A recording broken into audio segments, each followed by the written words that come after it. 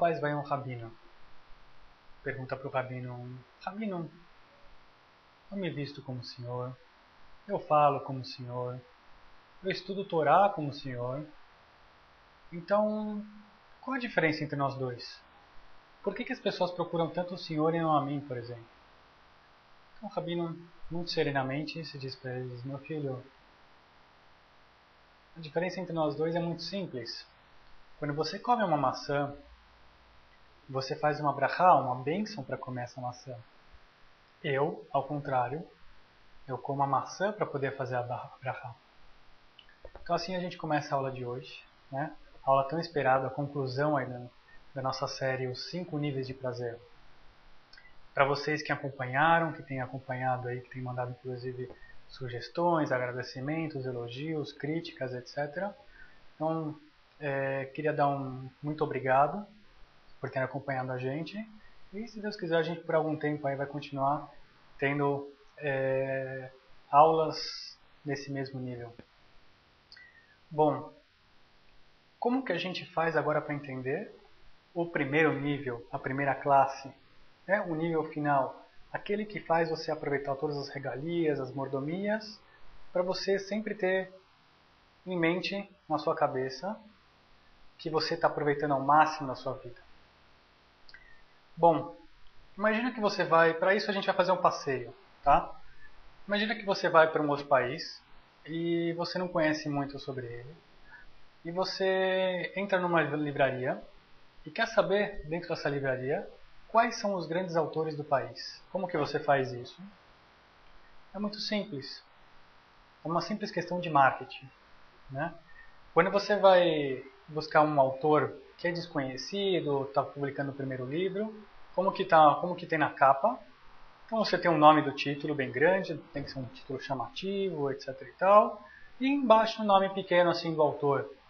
Conforme um autor vai ficando mais conhecido, né, o nome dele vai aumentando e o título diminuindo.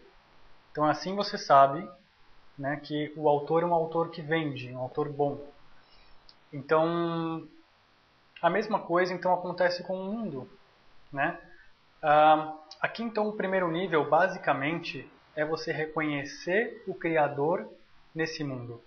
Tudo que você for fazer, você entender por que está fazendo e de que maneira a sua relação com Deus se expressa nisso. Tá? Então é basicamente o seguinte, a ideia aqui, o conceito é de gratidão. Então tudo aquilo que a gente tem acesso nesse mundo é porque Deus quis que estivesse aqui, né? E quis que a gente pudesse aproveitar. Então quanto mais gratidão você tem, quanto maior a relação nesse sentido com o Criador, maior o seu prazer. É um ótimo exemplo disso, né? Então no Shabat você tem uma comida deliciosa, né? Então esse é prazer de 5º nível. Você está com a sua família, você está com as pessoas que você ama, que você tanto quer bem. Então esse é prazer de 2º nível. Então você de repente também tem convidados, tem pessoas que você está servindo, etc e tal, que você está de alguma forma fazendo bem para elas. Então isso é 3º nível. Quando a gente chega no 2º nível, então a gente pode falar que, por exemplo, quando você está educando os seus filhos, né? Quando você está dando Divrei Torá, quando você está recriando aquele ambiente em função do seu potencial em poder passar algum tipo de informação relevante para eles, né? Isso é prazer de 2º nível. Agora, 1º nível, por exemplo, quando você junta tudo isso, né? E você, por exemplo, acrescenta cânticos de agradecimento a Deus por aquele momento.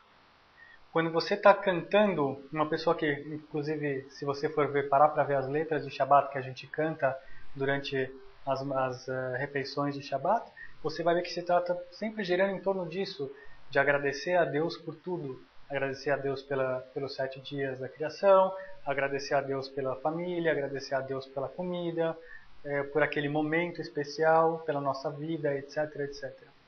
Então, o Shabat é um bom exemplo que nós vivenciamos todas as semanas, onde a gente pode, inclusive, se deleitar com o 1º nível, né? Então, basicamente é isso.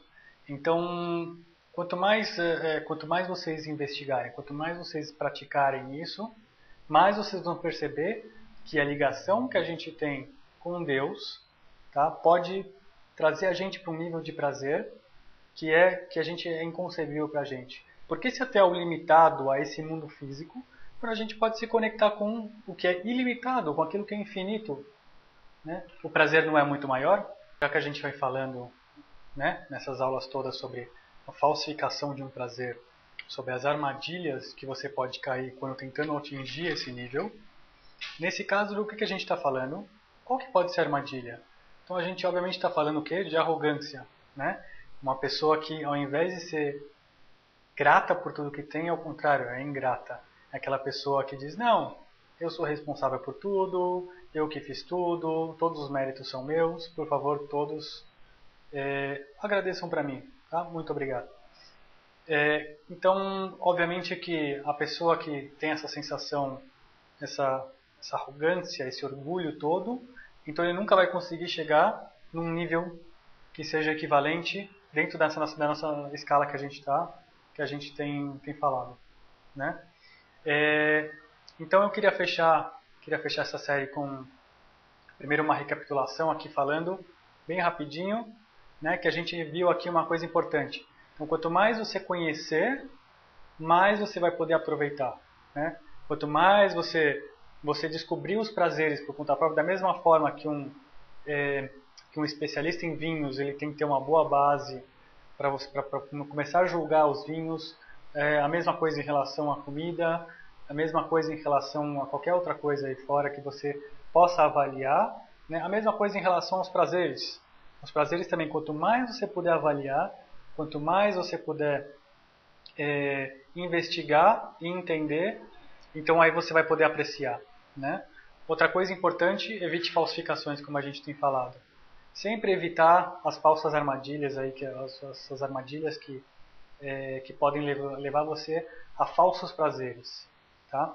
E obviamente, para encerrar aqui com chave de ouro, a gente está falando então sempre lembrando que conforto não é o oposto, não é sinônimo de prazer, muito pelo contrário, né? A gente precisa se esforçar para chegar lá. A gente precisa se esforçar para entender o que a gente está falando.